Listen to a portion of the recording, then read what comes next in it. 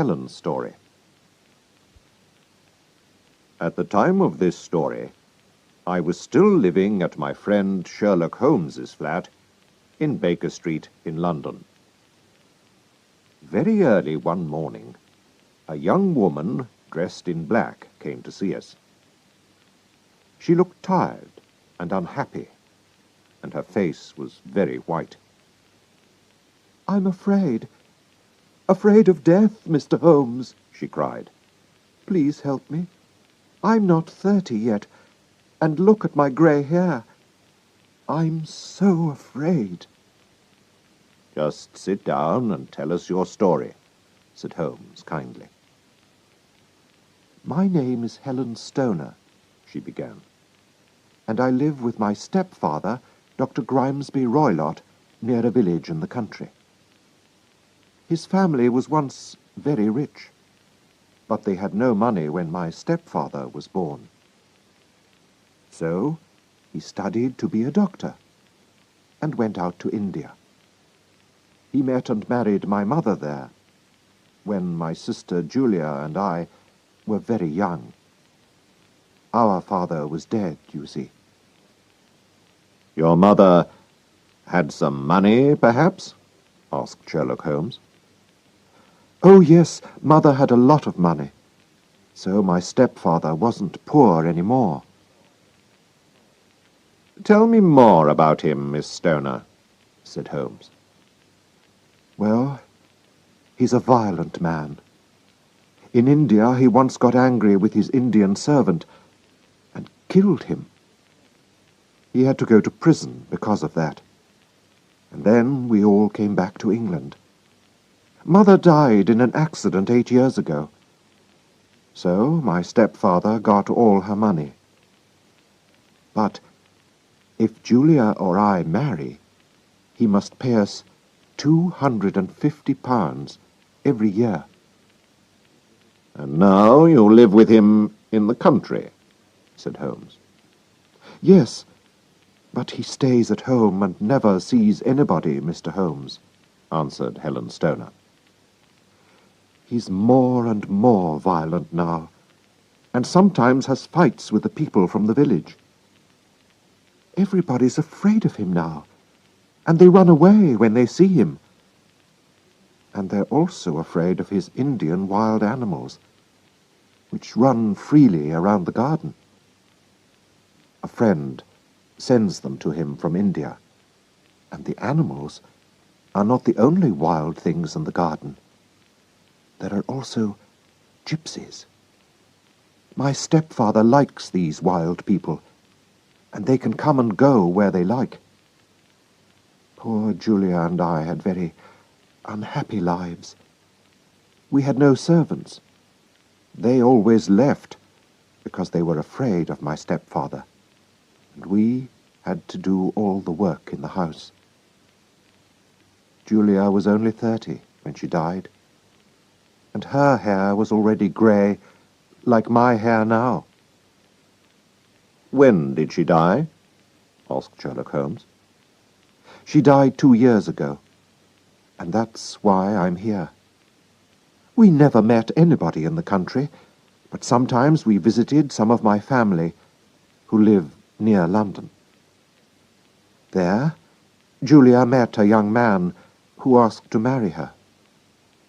My stepfather agreed, but soon after this, she died." Miss Stoner put her hand over her eyes and cried for a minute. Sherlock Holmes was listening with his eyes closed, but now he opened them and looked at Helen Stoner. "Tell me everything about her death," he said. "I can remember it all very well. It was a terrible time," she answered. "Our 3 bedrooms are all downstairs. First there is my stepfather's room. Julia's room is next to his, and my room is next to Julia's. The rooms all have windows on the garden side of the house, and doors which open into the corridor. One evening, our stepfather was smoking his strong Indian cigarettes in his room. Julia couldn't sleep because she could smell them in her room. So she came into my room to talk to me. Before she went back to bed, she said to me, "Helen, have you ever heard a whistle in the middle of the night?" I was surprised. "No," I said. "It's strange," she said. "Sometimes I hear a whistle, but I don't know where it comes from. Why don't you hear it?" I laughed and said, "I sleep better than you do." So Julia went to her room and locked the door after her. "Why did you lock your doors?" asked Sherlock Holmes. "We were afraid of the wild animals and the gypsies," she answered. "Please go on," said Holmes. I couldn't sleep that night. It was a very stormy night, with a lot of wind and rain. Suddenly, I heard a woman scream. It was my sister's voice. I ran into the corridor, and just then I heard a whistle, and a minute later the sound of falling metal. I didn't know what it was. I ran to my sister's door. She opened it and fell to the ground. Her face was white and afraid, and she was crying. "Help me! Help me, Helen! I'm ill! I'm dying!"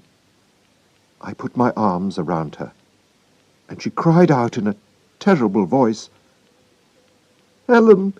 Oh, my God, Helen! It was the band!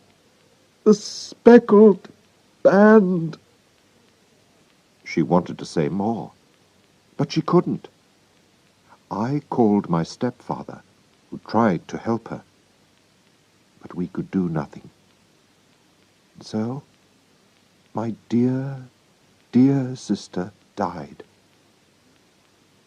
"Are you sure about the whistle and the sound of falling metal?" asked Holmes. "I think so," answered Helen. "But it was a very wild, stormy night. Perhaps I made a mistake. The police couldn't understand why my sister died. Her door was locked, and nobody could get into her room. They didn't find any poison in her body. And what was the speckled band? Gypsies wear something like that round their necks. I think she died because she was so afraid. But I don't know what she was afraid of. Perhaps it was the gypsies. What do you think, Mr. Holmes?" Holmes thought for a minute. He said. "That is a difficult question. But please go on." "That was 2 years ago," Helen Stoner said. "I have been very lonely without my sister. But a month ago, a dear friend asked me to marry him. My stepfather has agreed, and so we're going to marry soon. But 2 days ago, I had to move to my sister's old bedroom, because some men are mending my bedroom wall. And last night, I heard that whistle again. I ran out of the house immediately and came to London to ask for your help. Please help me, Mr. Holmes. I don't want to die like Julia." "We must move fast," said Holmes. "If we go to your house today, can we look at these rooms? But your stepfather must not know." "He's in London today, so he won't see you." "Oh, thank you, Mr. Holmes. I feel better already." Chapter 2. Holmes and Watson visit the house. Holmes went out for the morning, but he came back at lunchtime. We then went by train into the country, and took a taxi to Dr. Roylott's house. "You see," said Holmes to me, "our dangerous friend Roylott needs the girl's money because he only has £750 a year from his dead wife. I found that out this morning. But the gypsies, the whistle, the band, they are more difficult to understand. But I think I have an answer." When we arrived, Helen Stoner showed us the 3 bedrooms. We saw her room first. "Why are they mending your bedroom wall?" asked Holmes. "There's nothing wrong with it." "You're right," she said. "I think it was a plan to move me into my sister's room." "Yes," said Holmes. We went into Julia's room, and Holmes looked at the windows carefully. "Nobody could come in from outside," he said. Then he looked round the room. "Why is that bell rope there, just over the bed?" "My stepfather put it there 2 years ago. It's for calling a servant. But Julia and I never used it, because we didn't have any servants. He also put in that air vent on the wall between his room and this one." Holmes pulled the rope. "But it doesn't work," he said. "How strange. And it's just over the air vent. That also is interesting. Why have an air vent on an inside wall? Air vents are usually on outside walls." Then we went into Dr. Roylott's room. Holmes saw a large metal box near the wall. "My stepfather keeps business papers in there," said Helen. "Does he keep a cat in there, too?" asked Holmes. "Look." There was some milk on a plate on top of the box. "Now, Miss Stoner," he said, "I think your life is in danger. Tonight, my friend Watson and I must spend the night in your sister's room, where you are sleeping at the moment." Helen Stoner and I looked at him in surprise. "Yes, we must," he went on. "We'll take a room in a hotel in the village. When your stepfather goes to bed, put a light in your sister's bedroom window, and leave it open. Then go into your old room, and we'll get into your sister's room through the window. We'll wait for the sound of the whistle and the falling metal." "How did my sister die, Mr. Holmes? Do you know?" "Please tell me," said Helen. She put her hand on Sherlock Holmes's arm. "I must find out more before I tell you, Miss Stoner. Now, goodbye, and don't be afraid," replied Sherlock Holmes. We walked to the village, and Holmes said to me, "Tonight will be dangerous, Watson. Roylott is a very violent man." "But if I can help, Holmes, I shall come with you," I said. "Thank you, Watson. I'll need your help. Did you see the bell rope and the air vent? I knew about the air vent before we came. Of course there is a hole between the 2 rooms. That explains why Helen's sister could smell Dr. Roylott's cigarette." "My dear Holmes, how clever of you!" I cried. "And did you see the bed? It's fixed to the floor. She can't move it. It must stay under the rope, which is near the air vent." "Holmes," I cried, "I begin to understand." What a terrible crime! Yes, this doctor is a very clever man. But we can stop him, I think, Watson. Chapter 3. Death in the Night. That night we went back to the house. When we saw Helen Stoner's light, Holmes and I got in quietly through the window. Then we waited silently, in the middle bedroom, in the dark. We waited for 3 hours, did not move. Suddenly we saw a light and heard a sound from Dr. Roylott's room. But nothing happened, and again we waited in the dark. Then there was another sound, a very quiet sound. Immediately Holmes jumped up and hit the bell rope hard. "Can you see it, Watson?" he shouted. But I saw nothing. There was a quiet whistle. We both looked up at the air vent, and suddenly we heard a terrible cry in the next room. Then the house was silent again. "What does it mean?" I asked. My voice was shaking. "It's finished," answered Holmes. "Let's go and see." We went into Dr. Roylott's room. The metal box was open. Roylott was sitting on a chair. His eyes were fixed on the air vent. Round his head was a strange yellow speckled band. He was dead. "The band, the speckled band," said Holmes very quietly. The band moved and began to turn its head. "Be careful, Watson.